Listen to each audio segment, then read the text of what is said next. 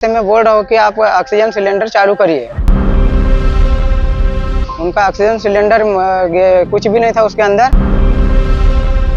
कम से कम उसको 15 से 20 बार बताया कि भैया ड्राइवर साहब ऑक्सीजन सिलेंडर तो आप चालू करिए। वहाँ से ऑक्सीजन सिलेंडर के इंदौर नाके पे कोई किधर गोडाउन है हमको नहीं पता, हम तो अंदर बैठे थे। कम से कम वहाँ उन्होंने 1.5 घंटे तक एम्बुलेंस को रोक के रखी। यहीं पर वो दम तोड़ दिया मरीज ने। एक्सीडेंट में घायल हुए 28 साल के धर्मेंद्र को जब डॉक्टर एम्बुलेंस से इंदौर भेज रहे थे तो उसके परिजन उम्मीद से भर उठे थे। बेटे को डॉक्टर बड़े अस्पताल भेज रहे हैं, वो ठीक हो जाएगा। लेकिन उसके साथ जो होने वाला था उसकी तो उन्होंने कल्पना भी नहीं की थी। आखिर ऐसा क्या हुआ धर्मेंद्र के साथ? उसे किसने मार डाला, एक्सीडेंट ने या इस सिस्टम ने?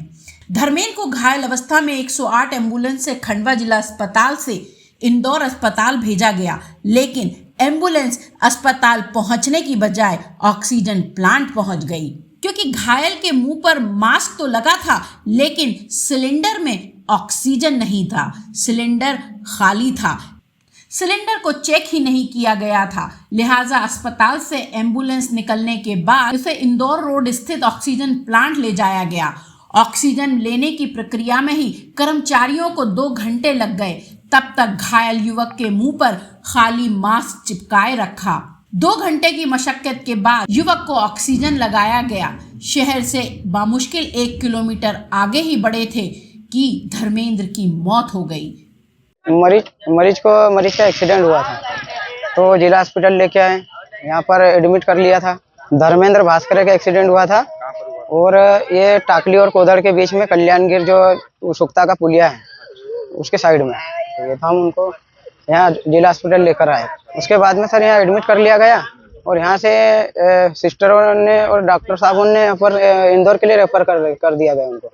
तो एम्बुलेंस तो नीचे खड़ी थी, अब एम्बुलेंस में रखा हमने।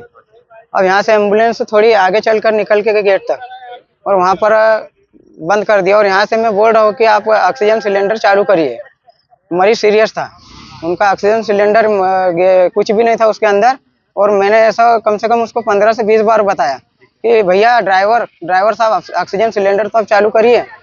तो बोलिए मेरे पास पानी नहीं है, मतलब उनके पास पानी, वो सिलेंडर था ही नहीं और मास्क लगा हुआ था सिलेंडर का। उसके कुछ पुख्ता वीडियो भी मेरे पास है और फोटो भी उसकी।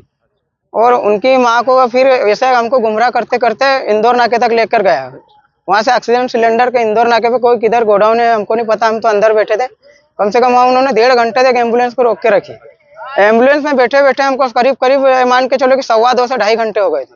इंदौर जा पाएगी नहीं? नहीं, इंदौर नाके तक ही खंडवा में यहीं पर वो दम तोड़ दिया मरीज ने। इस पूरी घटना ने मध्य प्रदेश की स्वास्थ्य व्यवस्थाएं, एम्बुलेंस और इमरजेंसी वाहनों पर सवाल खड़े कर दिए हैं।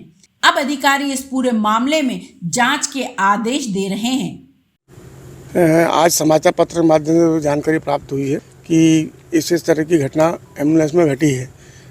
क्योंकि एम्बुलेंस 108 जो है शासन स्तर से संपादित की जाती है और सोशल एजेंसी के माध्यम से। अभी हम उसको बुलाएंगे, जांच भी करेंगे, जानकारी लेंगे और जानकारी लेने के बाद जो भी कार्रवाई होगी वो नियम अनुसार उसके विरुद्ध की जाएगी। किस तरह का पेशेंट था सर वो, और क्या? अभी उसकी डिटेल जानकारी मुझे नहीं है, क्योंकि मैंने आज ही सुबह पेपर में पढ़ा है और पेपर के माध्यम से जानकारी प्राप्त हुई मुझे। कल किसी ने विधिवत रूप से जानकारी नहीं दी थी। टाकली कला ग्राम में रहने वाले 28 साल के धर्मेंद्र एमपीईबी में हेल्पर थे। गुरुवार की रात घर लौट रहे थे तो अज्ञात वाहन ने उनकी बाइक को टक्कर मार दी। टक्कर जबरदस्त थी। धर्मेंद्र के सिर पर गंभीर चोटें आईं, जिसके बाद उन्हें जिला अस्पताल भर्ती कराया गया और डॉक्टरों ने उन्हें इंदौर रेफर कर दिया। लेकिन बेटा अस्पताल नहीं, ऑक्सीजन प्लांट एम्बुलेंस की भेंट चढ़ गया और बड़े अस्पताल पहुंचने से पहले ही धर्मेंद्र ने दम तोड़ दिया। अब परिजन सवाल पूछ रहे हैं, आखिर उनके बेटे की मौत का जिम्मेदार कौन है? बुंदेली बतौले के लिए खंडवा से ब्यूरो रिपोर्ट।